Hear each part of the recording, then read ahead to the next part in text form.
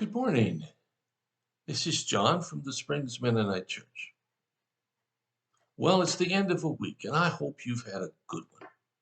I hope you've had a week that's full of excitement and joy and wonder. And I hope you're looking forward to another good week yet to come.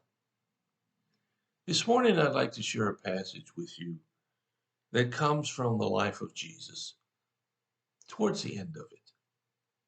Now, this happens actually the night before he's betrayed, but it's good to think about it in today. This is the time when, after they've had communion at the Last Supper, Jesus washes the disciples' feet. Now, before we get started, let me say that was common in Jesus' day. People wore sandals. All the roads were dirt, they were dusty. If you've been outside in sandals in a dusty place, your feet get really dirty. And it was considered bad manners to go into somebody's house with dirty feet. And so they developed a position, a servant, who would wash people's feet as they came in. And that was the work of the servant, the lowly servant whose job was to clean up dirty feet. And perhaps you've done that for someone. In my earlier days when I worked on an ambulance, saw a lot of people with some really, really dirty feet. And I can tell you they weren't pretty. But most of us, our feet aren't that dirty, and the disciples weren't either. But after he finished that, here's what he said. Jesus said, "Do you understand what I was doing? You call me teacher and Lord, and you're right, because that's what I am. And since I, your Lord and teacher, have washed your feet, you ought to wash each other's feet. I have given you an example to follow. Do as I have done to you. I tell you the truth, slaves are not greater than their master, nor is the messenger more important than the one who sends the message. Now that you know these things, God will bless you for doing them." Jesus is turning the social order upside down in this event. Now, maybe I'll get to it at some time, but Jesus spent a whole lifetime turning the established order upside down. He came here with a message that was radical. It was a message of love and grace that surpassed anything anybody ever imagined. And he did things that people thought were wrong, like eating with sinners and fraternizing with some of the riffraff of the community. He was the king. He says here, "You call me Lord and King," and you're right, I am. But this was a king unlike any king that had come on the stages of history ever before. This was a king who understood that the greatest is the one who's the servant. You see, in the world, the powerful rule, but in Jesus' kingdom, it's the lowest who count the most.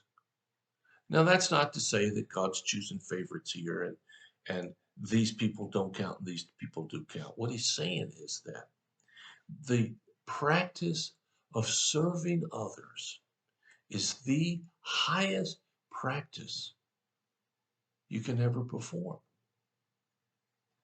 Now, that's just not how we think. From the time we are little, we are raised, in many cases, most cases, to get better, to get higher, to achieve more, to attain more. And that has to do with not only money and things, but success and prestige. You know, we even have this saying that anybody can grow up and become president.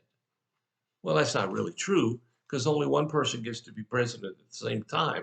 So all the millions of people who were born when I was born, only one of us going to get there. It's just there's enough space for everybody. But the plan is you can become the greatest in the world if you want to. But Jesus said, being a servant of others, that's what gets you into the kingdom. That's what's really important. And he says, now, do you understand what I did?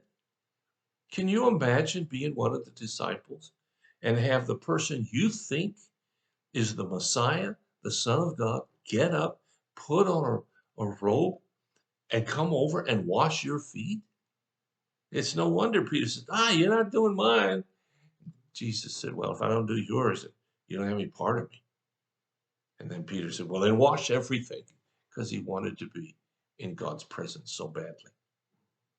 But here's Jesus, who takes the role of a humble servant.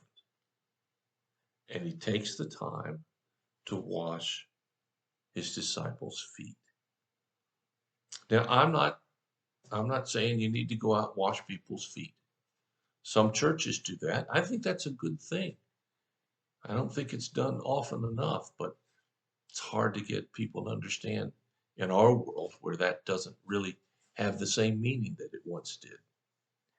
But yet, the idea of my life has been given to me in order to serve others is the principle Jesus is trying to teach here.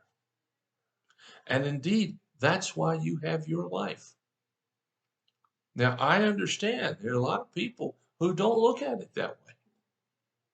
I know many of them. They frustrate me and bug the dickens out of me. But yet that's what life is about.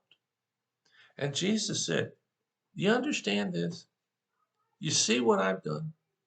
Okay, you go and do the same thing. Now, if you go and do the same thing, then you will understand how important it is that you become the servant of others. So I invite you today to think about ways that you can serve others. Maybe it's something simple. Maybe it's something big. If you have a lot of money, maybe you can pay off somebody's debt. Maybe you can just buy lunches for people. As they sometimes show on the television, you go through a drive-through, pay for the guy behind you. Just drive off. Maybe you can call somebody up that you know is struggling and say, hey, I was just thinking about you today. Maybe you can offer a ride to someone who might need it. Maybe you can go by and just sit with someone and play some games or read some cards or something to make their day better. I know many of us have to work and we're spending a lot of time at work, but even at work, we can find ways to be a servant to others. So I hope you'll think about it. Hope you have a wonderful weekend. I hope God's blessing just falls all over you. Thanks so much for listening. If you have a need or a concern, let us know. We'll do whatever we can as fast as we can to help meet your need. So until next week, God bless you. I'll talk to you again.